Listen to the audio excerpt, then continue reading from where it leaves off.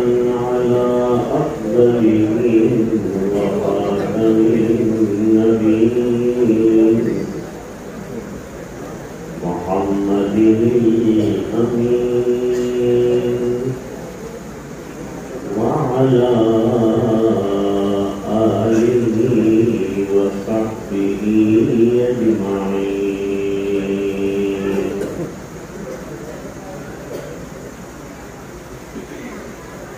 أما بعد فأعوذ بالله من الشيطان الرجيم. بسم الله الرحمن الرحيم.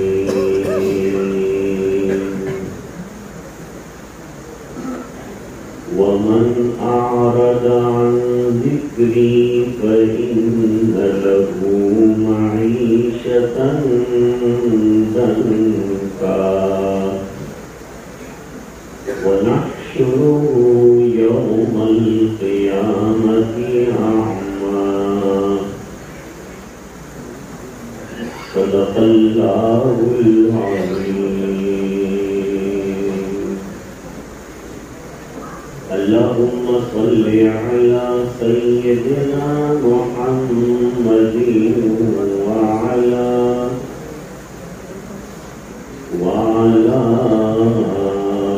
آل سيدنا محمد وبارك وسلم.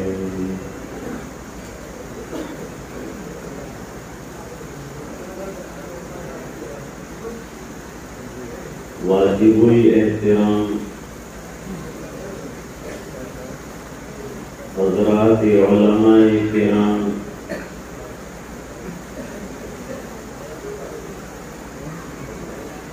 بزرگوں اور دینی بھائیوں،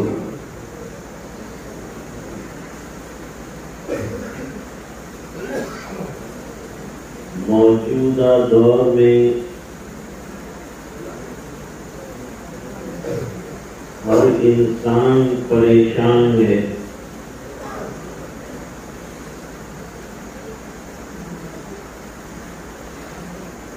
جس کے پاس اقتدار ہے وہ بھی پریشان، جو مالدار ہے وہ بھی پریشان، غریب ہے وہ بھی پریشان.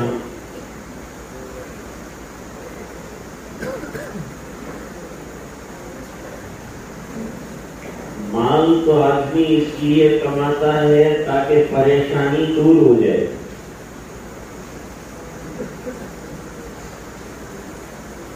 لیکن مال ہونے کے باوجود پریشانی اگر ختم نہیں ہوتی، اس کا مطلب یہ ہے کہ مال میں سکون نہیں. مال نعمت ضرور ہے اور بہت سے خیر کے کاموں میں استعمال بھی ہوتا ہے،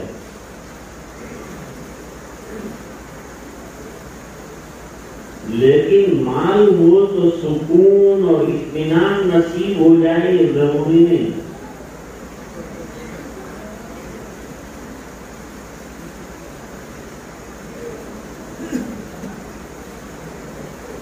انسان گاڑی اس لیے خریدتا ہے کہ میرا سفر آسان ہو، مجھے سکون ملے، اس میں بھی سکون. بہترین بنگلے اور مکانات میں پھر بھی سکون نہیں. بے قراری کے ساتھ زندگی گزار رہا ہے، خاص طور سے آج کے دور کا انسان.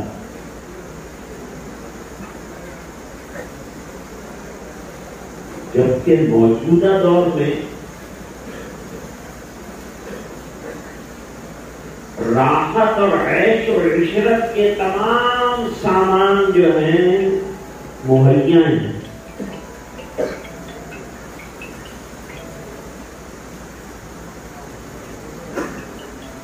سوال پیدا ہوتا ہے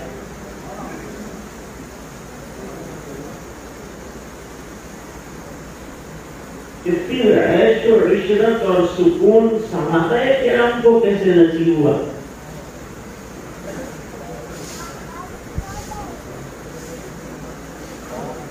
جبکہ حضور پاک صلی اللہ علیہ وسلم کے دور میں صحابہ کرام کو پیٹ بھر کھانا بھی نہیں ملتا.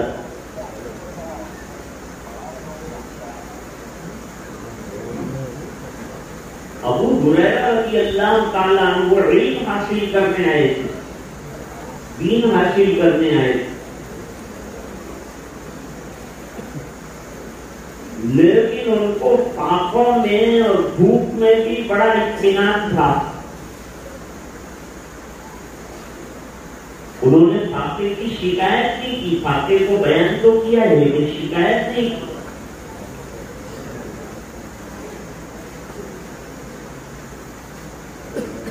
حضرت بلال رضی اللہ تعالیٰ عنہ فاقے سے رہتے ہیں لیکن اطمینان ہے زندگی میں.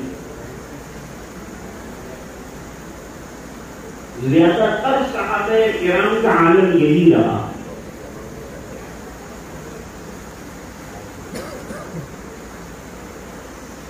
جنگوں میں شامل ہونا، اور عجیب سے صحابہ کرام قرآن کریم کہتا ہے کہ جنگوں میں بھی کوئی ادھر ادھر کی بات کرنے کے بجائے قرآن کریم میں ہے کہ اللہ کا ذکر کرتا رہے. یا ایھا الذین آمنوا اذا لقیتم فئۃ فاثبتوا واذکروا اللہ. جب دشمن سے مٹبھیڑ ہو جائے زبانی جمع خرچ مت کرو، اللہ کا ذکر زبان پر ہونا چاہیے. میدان کارزار میں بھی ذکر کتنی بڑی چیز ہے کہ میدان کارزار میں جان کے لانے پڑے وہاں ذکر کرنے کو کہہ رہے ہیں، اللہ کی یاد کرنے کو کہہ رہے ہیں.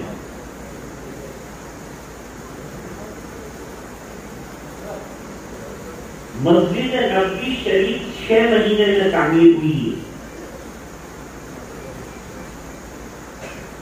اور تعمیر کرنے والے خود صحابہ کرام ہیں، اور ان میں بڑے بڑے لوگ ہیں، بڑے بڑے مالدار صحابہ بھی ہیں.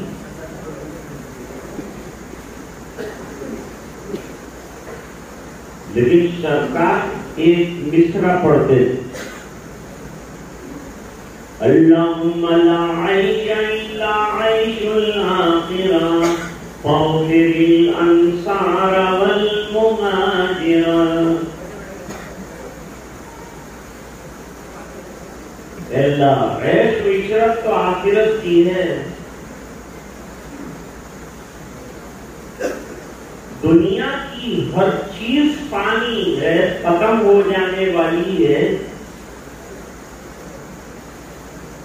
عارضی ہے. باقی اللہ کا نام ہے. کل من علیہا فان ویبقی وجہ ربک ذو الجلال والاکرام.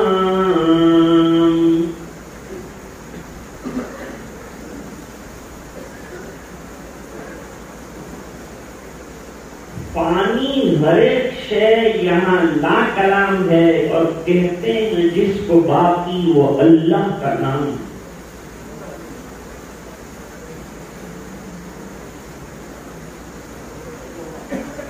حضور فرماتے ہیں اللہم لا عیش الا عیش الآخرہ. اللہ زندگی کی اور دنیا کی جتنی تکلیفیں ہیں وہ بھی عارضی ہیں، وہ بھی ختم ہو جانے والی ہیں. حضرت فاطمہ رضی اللہ تعالیٰ عنہا نبی کریم صلی اللہ علیہ وسلم کے مرض الموت میں حاضر ہوئی. ہائے میرے باپ کو کتنی تکلیف ہے، ہائے میرے باپ کو کتنی تکلیف ہے. نبی کریم صلی اللہ علیہ وسلم نے فرمایا آنکھ بند ہونے کے بعد کوئی تکلیف نہیں، وہاں کی نعمتیں ہیں. اللہ وہاں نعمت ہے، دنیا کی جتنی بیماریاں آنکھ بند ہونے پر ختم ہو جاتی، یہاں کی بیماریاں، یہاں کی نعمتیں، ہر چیز عارضی ہے۔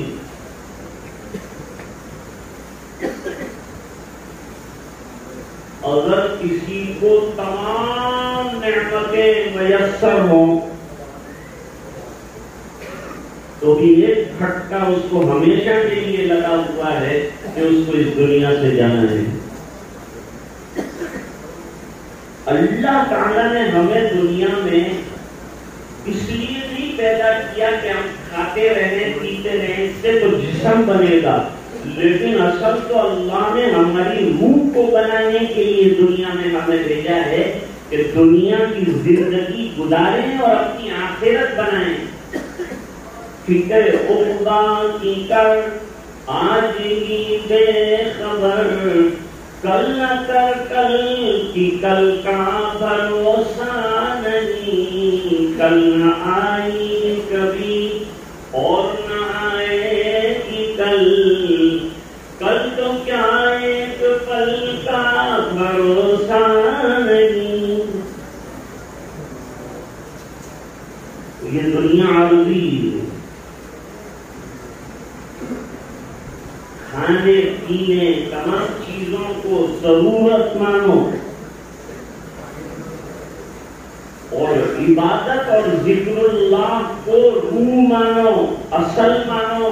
یہ کام آنے کی چیز ہے، مال بھی رہ جائے گا، اولاد بھی رہ جائے گی، ذکر اللہ وہاں کام آئے گا، قبر کو روشن کرے گا۔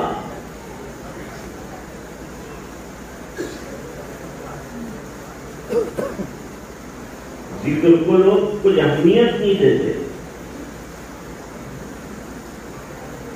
حضرت مولانا الیاس صاحب رحمۃ اللہ علیہ نے دعوت کے کام کے 6 نمبر رکھے۔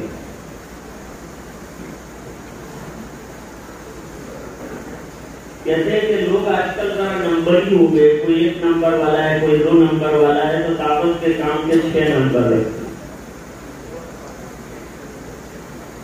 اور عجیب بات یہ ہے کہ لفظ تبلیغ میں جتنے نقطے ہیں وہ 6 ہیں اور دعوت کے کام کے نمبر بھی 6 ہیں۔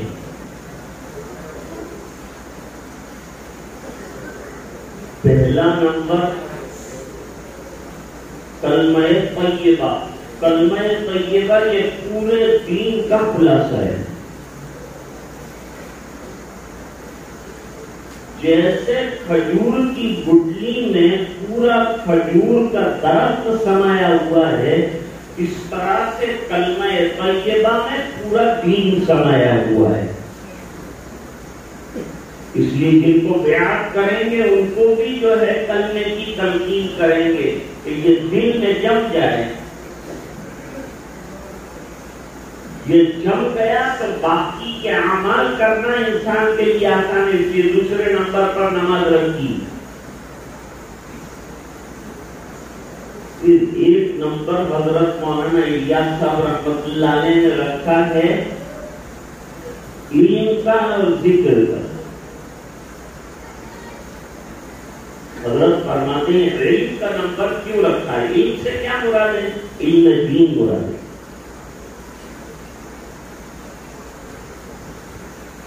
علم دنیا کیا ہے؟ کچھ بھی نہیں۔ رضینا قسمت الجبار فینا لنا علم وللجبال معلوم لأن المال يفني من قريب والعلم باق لا يزال۔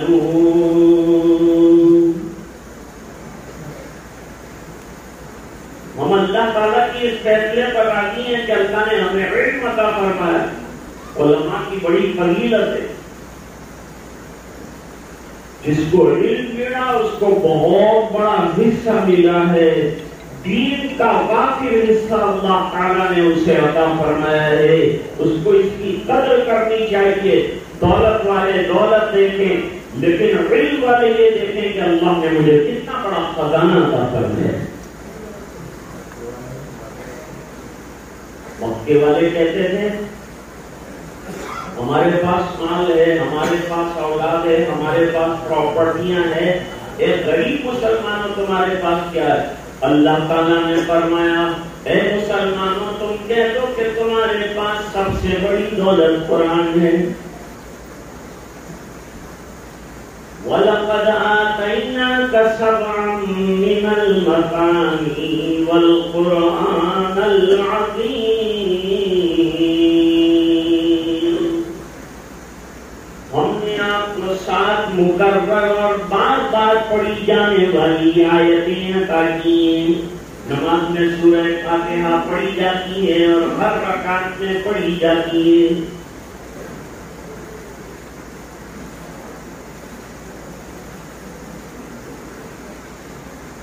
اس لیے نماز پڑھنے والا اللہ سے بات کرتا ہے۔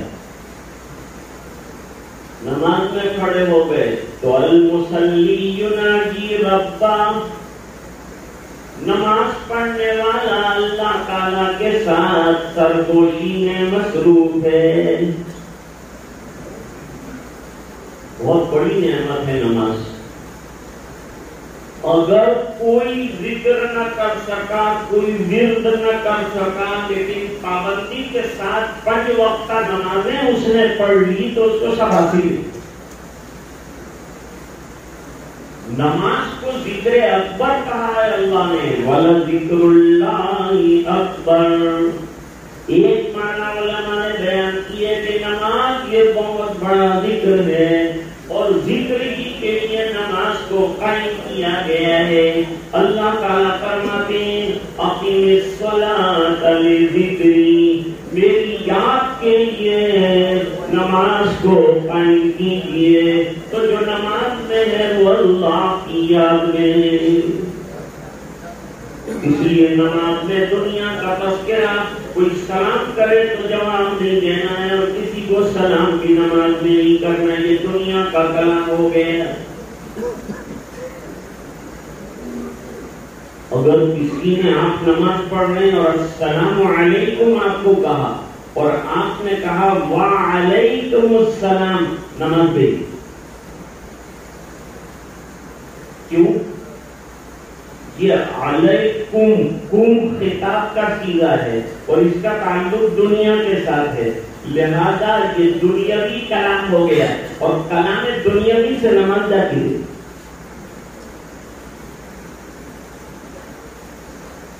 یہ بہت بڑی نعمت کیونکہ محنتوں سے حاصل کیا جاتا ہے۔ یہ ادارہ ہے جس میں ہم بیٹھے ہیں۔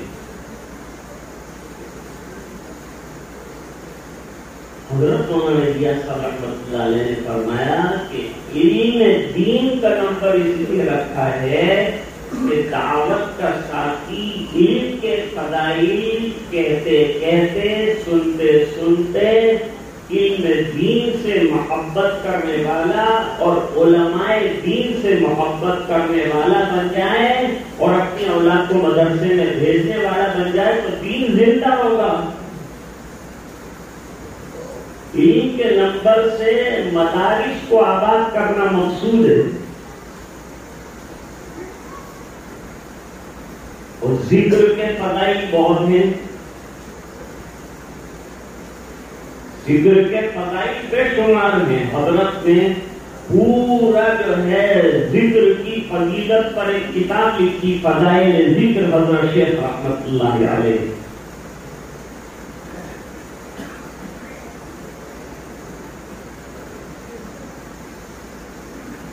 حکیم اختر صاحب رحمۃ اللہ علیہ فرماتے تھے ذکر کا ناغہ روح کا فاقہ، ذکر چھوڑ دیا تو روح بھوکی رہ جائے گی۔ جب آدمی کا جسم بھوکا ہوتا ہے تو پریشان ہو جاتا ہے، جب روح کو اس کی غذا نہیں ملتی، روح کی غذا جو سکون عطا کرنے والی ہے، تمام چیزیں سکون نہیں دے سکتی جو ذکر میں اللہ تعالیٰ نے سکون رکھا ہے۔ قرآن کریم نے واضح اعلان کیا اور کتنا پیارا اعلان کیا کہ آدمی اس آیت کو پکڑ لے اور اپنی زندگی کو ذاکرانہ بنا دے تو اس کا بیڑا پار ہو جائے. الا بذکر اللہ تطمئن القلوب. نہ دنیا میں ہے نہ دولت میں ہے، کسی چیز میں نہیں آرام ہے اور سکون ہے تو اللہ کی یاد میں. نہ دنیا سے نہ دولت سے نہ گھر آباد کرنے سے تسلی دل کو ملتی ہے خدا کو یاد کرنے سے. اور کیا اچھی بات ہے، اتنی تسکین کے وابستہ تیرے نام کے ساتھ نیند کانٹوں پہ دیا جاتی ہے آرام کے ساتھ. اللہ کی یاد کے ساتھ قید خانوں کے اندر بھی اللہ والے جو ہیں انہوں نے خانقاہیں بنا لی قید خانوں کو. فرمایا ذکر کا نمبر اس لیے رکھا ہے کہ ذکر کرتے کرتے خانقاہوں میں جہاں اللہ کی یاد کے مرکز ہیں ان سے تعلق پیدا ہو جائے. حضرت مولانا الیاس صاحب رحمۃ اللہ علیہ فرماتے ہیں ذکر کا نمبر خانقاہوں کو آباد کرنے کے لیے رکھا ہے اور علم کا نمبر مدرسوں کو آباد کرنے کے لیے رکھا ہے. ٹکراؤ نہیں ہونا چاہیے تبلیغ کے کام میں اور خانقاہ کے کام میں اور مدرسے کے کام میں ٹکراؤ نہیں. اب مثال سنو، وہی نور ایک ہیرا ہے. یہ ہیرا کسی کے ہاتھ میں تھا، اچانک ہیرا مثال 3 آدمیوں نے اٹھائے، 3 ٹکڑے ہو گئے، 3 آدمیوں نے اٹھا لیے. 1 کوہ نور تھا، 3 ٹکڑے ہو گئے. 3 آدمیوں کے پاس چلے گئے. ہر ایک کا دعویٰ ہے کہ میرے پاس کوہ نور ہے. وہ کہتا ہے میرے پاس کوہ نور ہے. وہ کہتا ہے میرے پاس کوہ نور ہے. ایک رسوخ فی العلم رکھنے والا آیا اور اس نے کہا بھائی تم تینوں کے پاس کوہ نور. تو دعوت والے کے پاس بھی دین کا کوہ نور ہے، خانقاہ والے کے پاس بھی دین کا کوہ نور ہے اور مدرسے والے کے پاس بھی کوہ نور ہے. تینوں کا سلسلہ ایک ہی ہے. یہ تینوں مشن لے کر ایک ہی نبی دنیا میں تشریف لایا ہے. سوالت مت کرو، لے کر چلو، ساتھ مل کے کام کرو.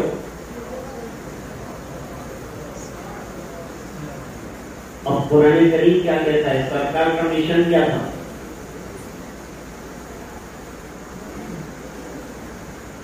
اللہ فرماتے لقد من اللہ علی المؤمنین اذ بعث فیہم رسولا من انفسہم یتلو علیہم آیاتہ ویزکیہم ویعلمہم الکتاب والحکمہ.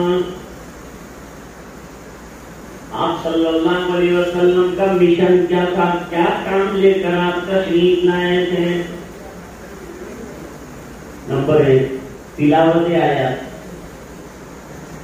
تلاوت آیات کہاں ہوتی ہے؟ مدرسے میں. ابھی بچے نے کیا کیا؟ تلاوت کی. سب سے پہلے تلاوت کی. تلاوت تجوید کے ساتھ کی، صحت کے ساتھ کی. مدرسے میں یہ کام ہوتا ہے. قرآن کریم تو صحت کے ساتھ پڑھنا پڑھانا نبی کا پہلا مشن ہے. مدرسے میں نبی والا مشن چلتا ہے. نمبر 2 تزکیہ. نبی دلوں کو صاف کرنے کے لیے آتے ہیں. دلوں کو بگاڑ جو ہوتا ہے نا اندر اس کو دور کرنے کے لیے آتے ہیں. جیسے جسم میں کپڑے پر میل لگتا ہے، غبار لگتا ہے تو اس کو دھو کر صاف کیا جاتا ہے، اس طرح دلوں کو ذکر کے ذریعے سے دھویا جاتا ہے اور پاک کیا جاتا ہے، صاف کیا جاتا ہے. ذکر کیا ہے؟ دلوں کا صابن ہے. اس کے ذریعے سے دل آئینے کی طرح ہو جاتے ہیں اور ہم لوگ چلتے پھرتے ہیں، ہماری زبانیں بند رہتی، اللہ کی یاد نہیں کرتے. بیٹھتے نہیں اللہ کے دین کے حلقوں میں، ذکر اللہ کے حلقوں میں بیٹھو اور حلقے قائم کرو. زندگانی نتوان گفت حیات مراد. فارسی ہے. زندگانی نتوان گفت حیات مراد. زندہ نست کے بعد دوست وصال دارد. میں جو زندگی گزار رہا ہوں اس کو زندگی نہیں کہتے. کھانا پینا گھومنا چلنا پھرنا یہ تو حیوان بھی کرتے ہیں. فرماتے زندگی کسے کہتے ہیں اور زندہ کون ہے؟ فرماتے ہیں جس کا اپنے رب کے ساتھ ذکر اللہ کے ذریعے سے تعلق قائم ہے وہ زندہ ہے، باقی سب مردہ. اپنے آپ کو زندہ کرو، اللہ تعالیٰ سے تعلق پیدا کرو.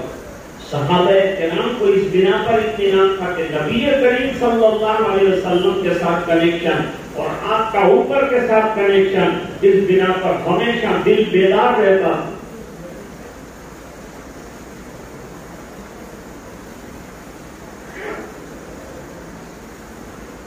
دل مردہ دل نہیں ہے اسے زندہ کر دوبارہ.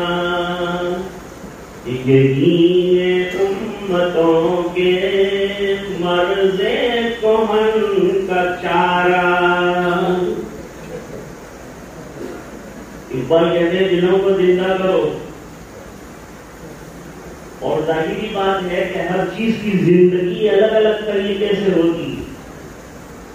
مائک کی زندگی یہ ہے کہ الیکٹریسٹی کا سپلائی ملے، دل کی زندگی یہ ہے کہ اللہ کی یاد ملے. دو مشن ہوئے نا. تزکیہ یہ بھی دوسرے نمبر کا مشن ہے جو نبی کریم صلی اللہ علیہ وسلم نے کیا. دلوں کو شرک کی یادائشات سے پاک کیا، تکبر بڑائی تمام چیزوں سے اپنے آپ کو پاک کیا. اپنے آپ کو اللہ والوں کے پاس بٹھاؤ تو دل کی بڑائیاں نکل جائیں گی، عاجزی انکساری پیدا ہو جائے گی. کبھی آپ نے سوچا ہے میرے پاس نالج ہے؟ دنیا دار سوچتے ہیں نالج ہے، ایجوکیشن ہے، میں کتابیں پڑھ سکتا ہوں. ایسی بہت سی جماعتیں ہیں، ہمارے کو اردو آتا ہے، عربی آتا ہے، ہم سب کتابیں پڑھ سکتے ہیں، کچھ بھی کر سکتے ہیں. لیکن بھائی اللہ والوں کے پاس بیٹھنے کی بات ہی کچھ اور ہے. وہ کیسے؟ ایک سال حکیم الامت رحمت اللہ علیہ کے پاس گئے اور بہت خدمت میں آگے آگے رہتے تھے. کہیں یہ جوتے رکھ دیا، کہیں وہ رکھ دیا، کہیں وہ کر دیا، اور سمجھتے تھے کہ اب حضرت کا قرب حاصل ہو جائے گا اور مجھے منزل مل گئی. اب منزل پر بات کیا کر رہی؟ جنید بغدادی رحمت اللہ علیہ کے یہاں ایک مرید آیا، 10 سال کا. 10 سال کے بعد واپس جانے لگا.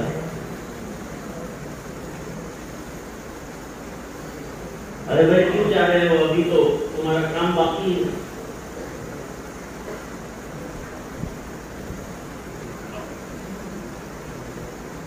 اچھا کام باقی ہے حضرت؟ کام بھی تو بہت کام باقی ہے. لیکن آپ کے یہاں 10 سال میں نے کوئی کرامت نہیں دیکھا. یاد رکھو بزرگی جو ہے سنتوں کی اتباع میں ہے، کرامت میں نہیں ہے. پوری زندگی کو اللہ والا کرامت نہ دکھائے لیکن سنتوں پہ چلے تو جنت پہ وہ آگے ہوگا. اللہ اس کو مقام عطا فرمائے.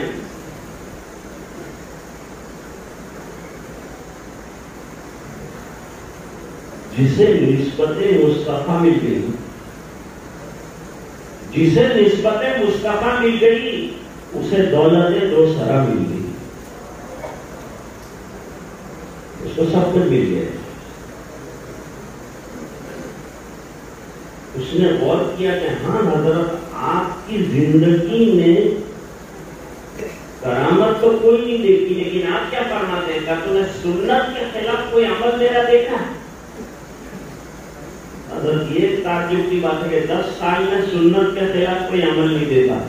فرمایا سب سے بڑی کرامت یہ سنتوں پر استقامت،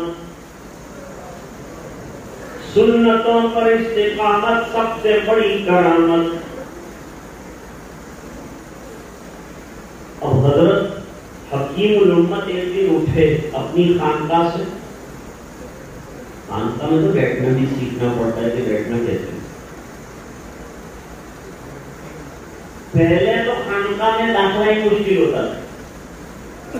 ایک شیخ تھے، وہ آنے والے مہمان کو ایک کمرے میں ٹھہراتے تھے اور روٹی اور شوربہ دے دیتے تھے اور کہا یہ کھا لے تو دونوں پلیٹیں میرے پاس لے آنا، اور اگر شوربہ اور روٹی برابر برابر رکھی ہے تو اس کو کہتے ہیں کہ تم مرید بن سکو گے، اور شوربہ ختم ہو گیا اور روٹی باقی ہے تو کہتے ہیں وہ ابھی شوربہ کھانے کا طریقہ نہیں آتا تو تیرے یہاں کیا ہے، تیرے کو ابھی سالن کھانے کا طریقہ نہیں معلوم۔ حضرت حکیم الامت رحمت اللہ علیہ نے دیکھا کہ وہ اٹھ گیا، حضرت بھی اٹھ کر نماز کے لیے جا رہے تھے تو وہ دوڑا جا کر جو ہے اس زمانے میں، ابھی تو نلوں کا سسٹم ہے، اس زمانے میں وہ چھوٹے چھوٹے لوٹے ہوا کرتے تھے، پاس رکھتے تھے تو 5-6 لوٹے لا کر کے حضرت کے لیے جمع کر، اور جہاں حضرت مسواک رکھتے تھے وہاں سے مسواک لے آئے۔ جیسے ہی حضرت آئے تو آپ نے مسواک دے دیا، حضرت لوٹے تیار ہے، جب توبہ کرو، جب توبہ کرو۔ حضرت میں نے کیا گناہ کیا کیا ہے توبہ کرو؟ میں نے تو آپ کے لیے سہولت فراہم کی، لوٹے بھی رکھ دیے اور آپ کے لیے مسواک بھی مہیا کر دیا، فرمایا تم نے 3 گناہ کیے، لوگ خدمت میں 3 گناہ نہیں کیے، بیٹھنا پڑے گا کہ نہیں اللہ والوں کے پاس، خالی اپنی ہاتھ میں سے نہیں چلتا، میں یوں میں ایسے کوئی نہیں ہوتا، میں کے اوپر تو چھری چلتی، بکری میں کرتی ہے تو اس کو سلا دیتے ہیں ذبح کر دیں، اور میں نہ کہتی ہے میں کچھ نہیں، تو اس کو پھول کھلاتے ہیں، پھل کھلاتے ہیں، کیا کرتے ہیں، انا کو مٹانا، انا میں ہوں۔ حضور غزووں میں جاتے تھے اور غزووں میں بہت بڑی بڑی فتح حاصل کر کے واپس تشریف لاتے تھے تو کیا کہتے تھے؟ صدق اللہ وعدہ، اللہ نے اپنا وعدہ پورا فرمایا، اپنی ڈیل نہیں مارتے تھے میں نے یوں کیا، میں نے یوں کیا۔ وَأَعَزَّ جُنْدًا، لشکر تو میں لے گیا تھا لیکن مدد اللہ نے فرمائی۔ وَنَصَرَ عَبْدًا، میں تو تیرا بندہ ہوں، بندہ بنو، بندے بننا سیکھو، نماز میں بندے بننا سکھاتے ہیں، ذکر میں بندے بننا سکھاتے ہیں، خانقاہ میں بندے بننا سکھاتے ہیں۔ وَنَصَرَ عَبْدًا،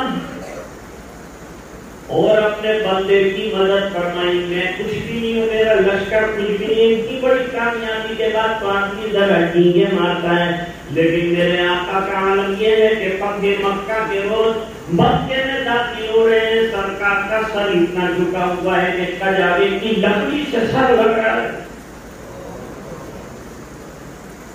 اتنی بڑی فتح، پورا سینٹر فتح کر لیا دنیا کا، لیکن عاجزی اور انکساری کی انتہا کر دی، ٹیپ لگا کے آقا نے کھانا نہیں کھایا۔ حدیث شریف میں فرمایا آکلو کما یاکل العبد، میں اس طرح سے کھانا کھاتا ہوں جیسے کوئی غلام کھانا کھاتا ہوں۔ جاؤ جا کے مسجد میں 2 رکعت پڑھو، گناہوں کی توبہ کرو۔ حضرت گناہ بتا دیجئے کیا گناہ کیے تاکہ مجھے خیال آ جائے۔ حضرت نے فرمایا پہلا گناہ یہ ہے کہ لوگوں کے وقت کے لوٹے تم نے میرے لیے خاص کر دیے، تم کو لوگوں کی چیزیں میرے لیے خاص کرنے کا کوئی حق نہیں تھا۔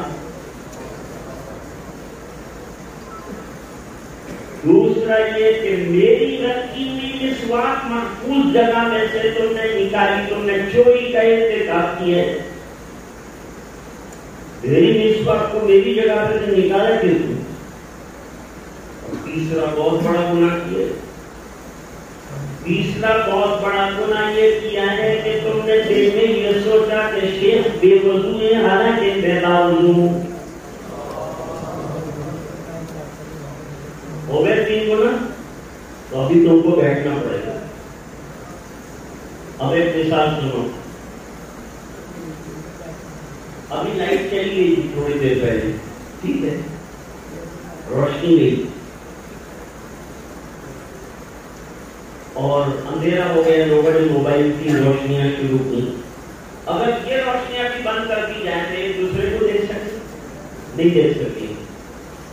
ہاتھ سے ہاتھ اندھیرا ہو جائے تو نظر نہیں آتا. آنکھوں میں روشنی ہے کہ نہیں؟ تو آنکھوں میں روشنی ہے پھر کیوں نظر نہیں آتا؟ علماء فرماتے ہیں کہ آنکھوں کی روشنی باہر کی روشنی کی محتاج ہے. اس طرح کوئی کتنا بھی بڑا روشن دماغ کیوں نہ ہو، اس کو اللہ والے کی روشنی کی ضرورت. ابھی حضرت مفتی صاحب نے مثال دی، حضرت تھانوی رحمت اللہ علیہ کا مقولہ نقل کیا. اللہ والوں کے پاس بیٹھنے سے اللہ تعالیٰ کیا دیتے ہیں، کیا عنایت فرماتے ہیں، کیا کرم فرماتے ہیں.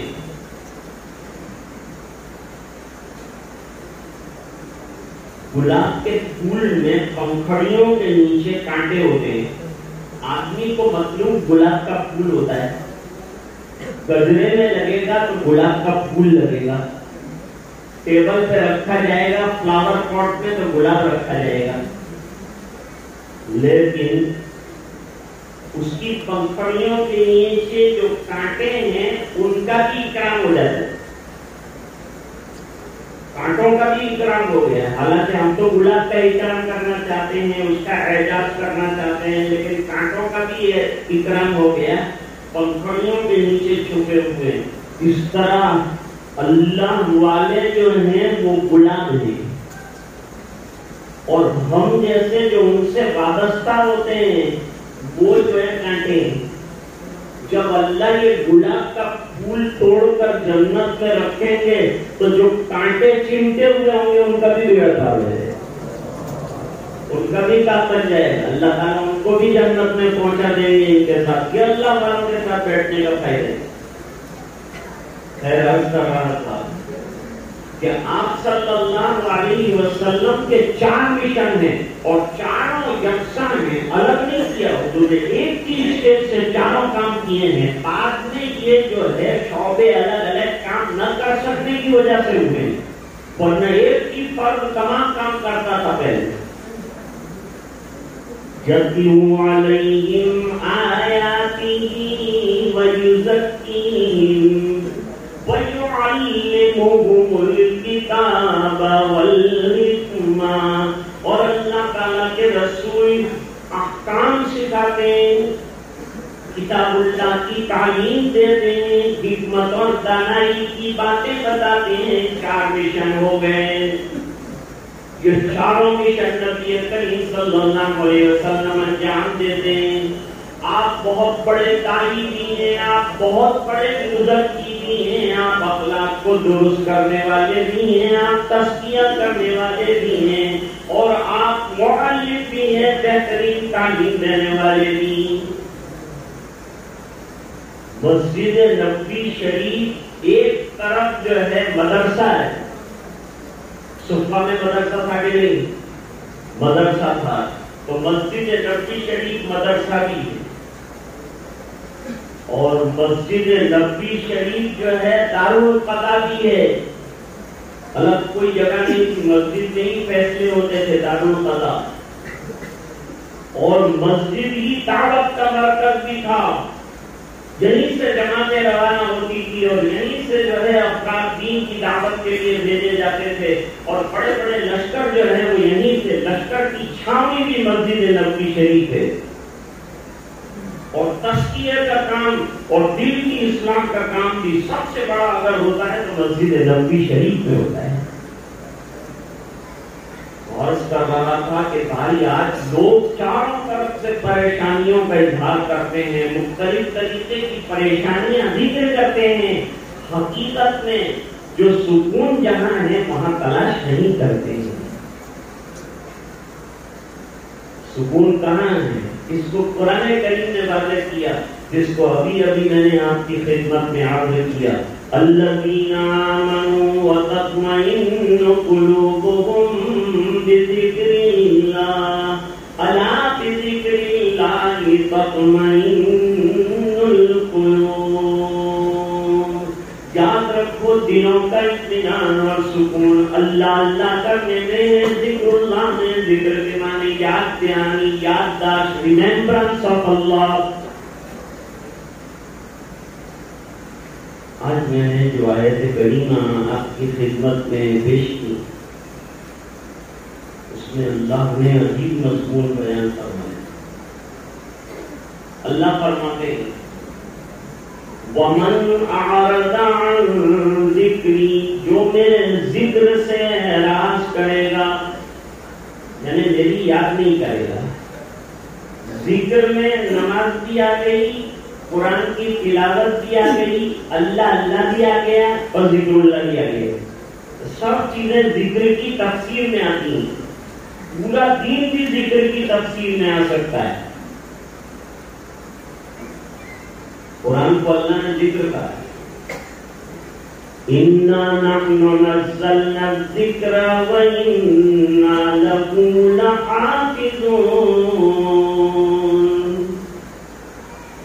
یہ ذکر ہم نے اتارا ہے. قرآن بہترین ذکر ہے. اس لیے پہلا کام تو جو خانقاہی لوگ ہیں ان کا اور ہر ایمان والا خانقاہی ہے، اور جڑنے والا ہے قرآن سے. قرآن کریم کی تلاوت کو سمجھو یا نہ سمجھو، بچے نے بھی بتایا کہ سمجھ کر پڑھو تو بھی اجر ہے، نہ سمجھو تو بھی اجر ہے. یہ اللہ کا کرم. کہ بغیر سمجھے بھی دیتے. دنیا میں آدمی کوئی زبان سیکھتا ہے سمجھنے کے لیے، قرآن سمجھے بغیر پڑھنے پر بھی ہر حرف پر 10 نیکیوں کا وعدہ ہے. تو اپنے گھروں میں قرآن کریم کی تلاوت ماں بہنیں بھی کریں جتنی بھی ہو سکے، اور اب مرد بھی گھروں میں کرے تاکہ گھر میں رحمتوں کا نزول ہو جائے. قرآن کی تلاوت سے گھروں میں رحمتوں کا نزول ہوتا ہے. یہ بات حدیث شریف میں ہے، لیکن اس کا وقت نہیں. روزانہ کا معمول تلاوت کا جتنی بھی سہولت ہو سکے بنائیں. نمبر 2، جن کو قرآن شریف نہیں آتا علاقے کے علماء سے فائدہ اٹھائیں اور قرآن کریم سیکھیں، کیونکہ قرآن کریم بہت آسان ہے. 5 سال کا 6 سال کا بچہ قرآن کریم حفظ کر لیتا ہے. کل امراوتی میں وہ بچے نے 15 مہینے کے اندر قرآن کریم یاد کیا. ہمارے سورت میں 6 مہینے کے اندر ایک صاحب نے پورا قرآن کریم یاد کیا. ایک صاحب نے 2 مہینے کے اندر پورا قرآن کریم یاد کیا. یہ قرآن کریم بڑی نعمت ہے. اس کا ورد اور اس کا مزاج بنائیں. اور روزانہ مشائخ نے جو جس سے وابستہ ہے انہیں افراد بتائے ہوں گے، وہ افراد بھی کریں. تو فرماتے ہیں من اعرض عن ذکری، جو میرے ذکر سے اعراض کرے گا تو اس کے پاس مال ہوگا، دولت ہوگا، اقتدار ہوگا، مکانات ہوں گے، سب کچھ ہوگا، لیکن اس کی زندگی کو تمام راحتوں کے بیچ میں تنگ کر کے رکھ دوں گا.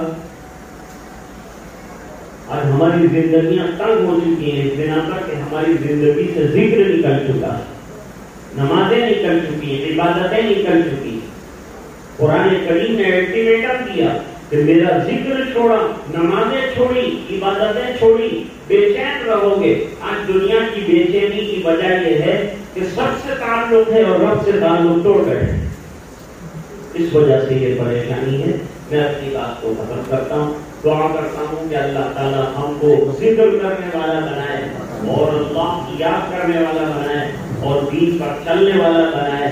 اور جو حضرات اوراد و وظائف میں لگے ہیں اور خانقاہی حلقے جن کے جس طرح سے چل رہے ہیں، دعوت کے کام میں بھی الحمدللہ تشبیہات بتائی گئی، اس کی پابندی کی جائے. اور اسی طریقے سے جو دوسرے حضرات صوفیہ اور بزرگوں سے وابستہ ہیں ان کو بھی اوراد بتائے گئے ہیں. اوراد کیا ہے؟ روح کا علاج ہے، روح کی دوا ہے، بیماریوں کا علاج ہے. لہذا اس کے ذریعے سے شفایاب ہونا ہے. ہم بیمار ہیں اور ہمیں روحانی طبیبوں کے علاج کی ضرورت ہے. اللہ تعالیٰ اس علاج سے ہمیں بہرور فرمائے، ہماری ظاہری اور باطنی تمام چیزوں کی اصلاح فرمائے. اب آئندہ کوئی موقع ہوگا تو اصلاح ظاہر اور اصلاح باطن دونوں چیزیں ضروری ہیں، اس پر انشاءاللہ گفتگو کریں گے. واقع دعوانا الحمدللہ.